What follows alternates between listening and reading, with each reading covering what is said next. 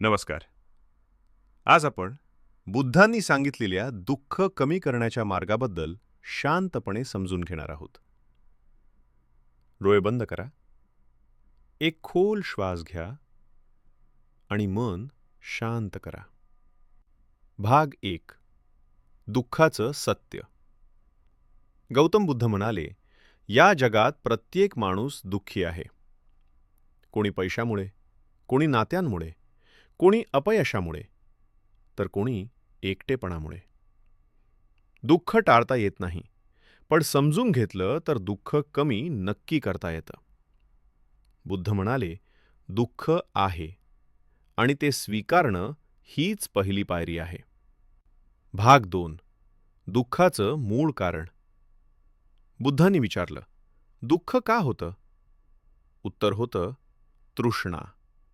म्हणजेच जास्त हवंय, तसंच हवंय, माझ्याच अपेक्षेप्रमाणे हवंय.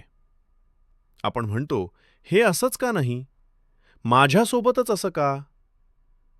बुद्ध म्हणाले, जिथे अपेक्षा जास्त, तिथे दुःख जास्त. आपण जे बदलू शकत नाही त्याच्याशी भांडत बसतो आणि मन थकवतो. भाग 3.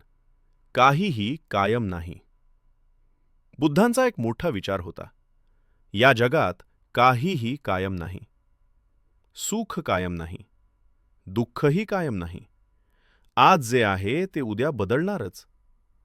हे सत्य स्वीकारलं तर मन हलकं होतं. बुद्ध म्हणाले, ज्याला बदल स्वीकारता येतो त्याचं दुःख अर्ध्यावर येतं. भाग 4. वर्तमानात जगणं. आपलं मन कुठे असतं? भूतकाळात. असं का झालं? भविष्यात. असं झालं नाही तर? पण बुद्ध म्हणाले, वर्तमान हाच एकमेव क्षण आहे. आत्ता घेतलेला श्वास, आत्ता धडधडणारं हृदय. जर आपण आत्तामध्ये राहिलो तर चिंता कमी होते. बुद्ध म्हणाले, जागरूक माणूस दुःखातून हळूहळू मुक्त होतो. भाग 5. करुणा आणि माफ करणं. दुसऱ्यांबद्दल राग धरून आपण स्वतःला जाळतो. बुद्ध म्हणाले, राग म्हणजे स्वतःच्या हातात धरलेली जळती शी. माफ करणं म्हणजे दुसऱ्याला नाही, स्वतःला मुक्त करणं. करुणा ठेवा, कारण प्रत्येक जण आपल्या आयुष्यात लढतोय. भाग 6. ध्यान, दुःख कमी करण्याचं औषध. बुद्धांनी सांगितलेला सर्वात सोपा उपाय ध्यान. दररोज 5 ते 10 मिनिटे शांत बसून फक्त श्वासावर लक्ष ठेवा.